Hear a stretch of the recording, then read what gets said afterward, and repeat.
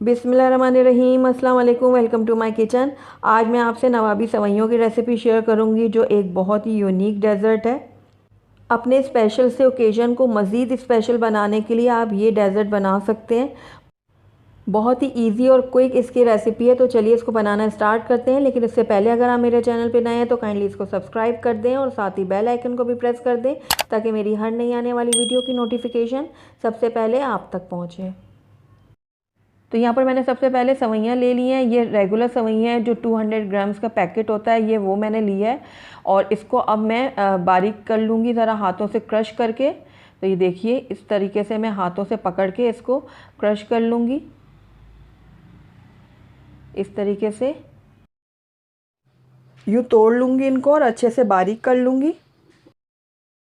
तो ये देखिए अच्छे से मैंने सेवइयों को बारीक कर दिया है इस तरीके से। तो यहाँ पर मैंने एक पैन ले लिया, इसके अंदर मैं 2 खाने के चम्मच बटर डालूँगी। आपके पास कोई भी बटर हो, सॉल्टेड या अनसॉल्टेड, आप कोई भी ले सकते हैं। तो जैसे ही बटर थोड़ा मेल्ट होगा तो इसके अंदर में जो सेवइयाँ हमने क्रश करके रखी हुई थी वो ऐड कर दूँगी। तो ये देखिए बटर मेल्ट हो गया। अब इसके अंदर मैं सेवइयाँ ऐड करूँगी और इसको बिल्कुल हल्की आंच पर 2 से 3 मिनट के लिए भून लूँगी। बहुत ही ध्यान से आपने भूनना है और लगातार चम्मच चलाते रहना है, वरना जो सेवइयाँ हैं वो नीचे से लग जाएंगी। तो ये देखिए 2 से 3 मिनट के लिए मैं इसको लगातार चम्मच चलाते हुए भून लूँगी। तो 2 से 3 मिनट हो गए हैं मुझे सेवइयों को भूनते हुए। अब इसके अंदर मैं 3 खाने के चम्मच पीसी हुई चीनी शामिल करूँगी। साथ ही इसमें 2 खाने के चम्मच मैं ड्राई मिल्क शामिल करूँगी। तो ये दोनों चीज़ें मैंने इसमें ऐड कर दी हैं। अब इन दोनों चीज़ों को मैं सेवइयों के साथ दोबारा से 2 मिनट के लिए भून लूँगी।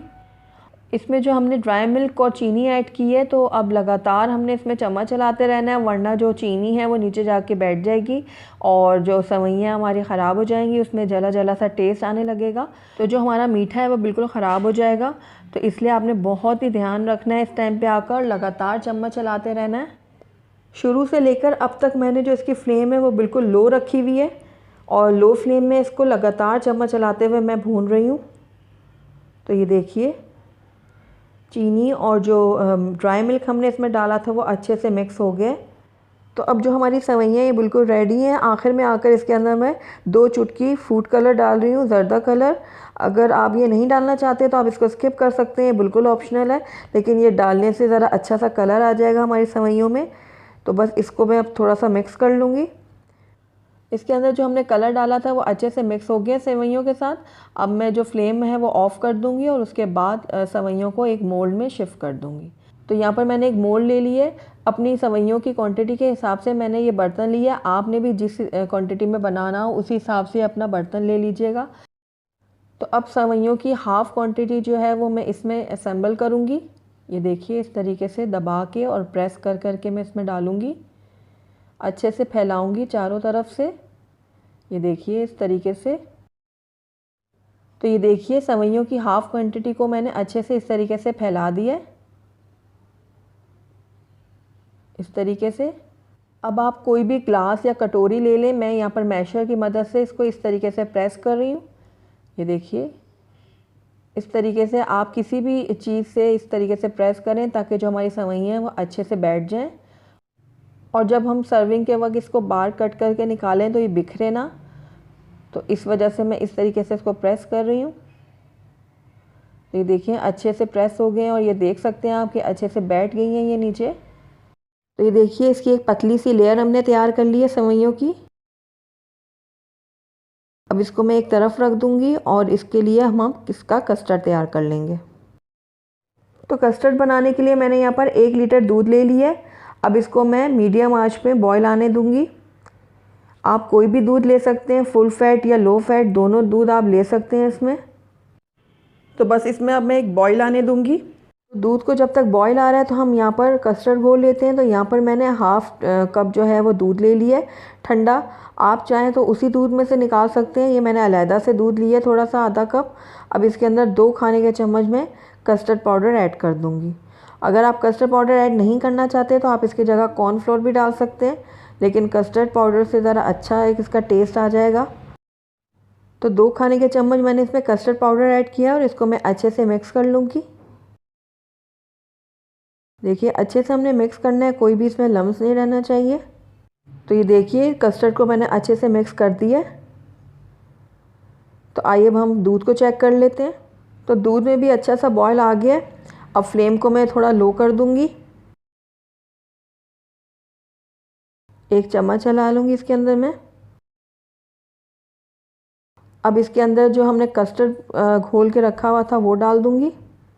ये देखिए थोड़ा थोड़ा करके मैं इसमें ऐड कर रही हूँ और अच्छे से मिक्स कर रही हूँ ताकि दूध में कोई भी लम्स ना बने।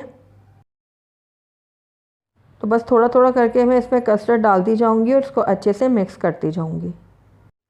तो बस बाकी का भी इसमें मैं ऐड कर लूँगी और अच्छे से इसको मिक्स कर लूँगी। 2 से 3 मिनट मैंने इसको पकाया है और ये देखिए अच्छा सा गाढ़ा हो गया कस्टर्ड हमारा। अब इस टाइम पे आकर इसके अंदर मैं हाफ़ कप जो है कंडेंस मिल्क ऐड करूँगी। इससे जो हमारा कस्टर्ड है बहुत ज़्यादा क्रीमी और मज़ेदार सा बनेगा। आप चाहें तो चीनी का भी इस्तेमाल कर सकते हैं, लेकिन कंडेंस मिल्क डालने से इसका जो फ्लेवर है वो बहुत ज़्यादा अच्छा और क्रीमी बनेगा। तो बस इसको अच्छे से मिक्स कर लूँगी मैं और इसके जो फ्लेम है मैं बंद कर दूँगी और थोड़ा सा इसको ठंडा होने दूँगी। तो जो हमारा कस्टर्ड है वो अच्छा सा ठंडा हो गया और अब इसके ऊपर जो हमने सेवइयाँ असेंबल करके रखी हुई थी उसके ऊपर मैं इस तरीके से डाल दूँगी थोड़ा थोड़ा करके। ये देखिए इस तरीके से अच्छे से फैला के मैं सारा कस्टर्ड इसके ऊपर डाल रही हूँ।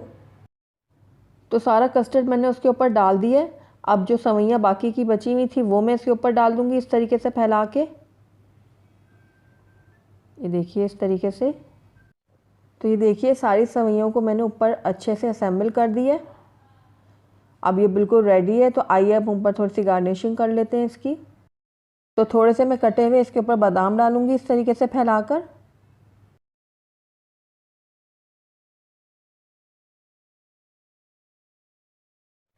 थोड़े से काजू डालूँगी।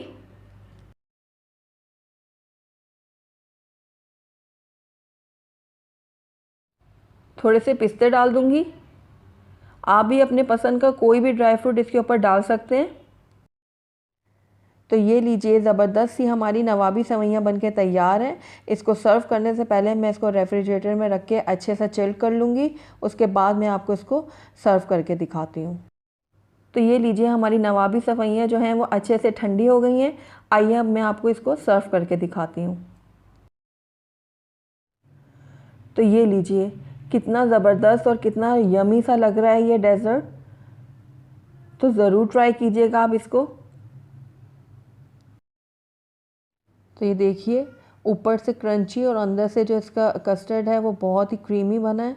तो इस ईद पर आप ये नवाबी सेवइयाँ ज़रूर ट्राई कीजिएगा, बहुत ही पसंद आएगा सबको ये डेज़र्ट।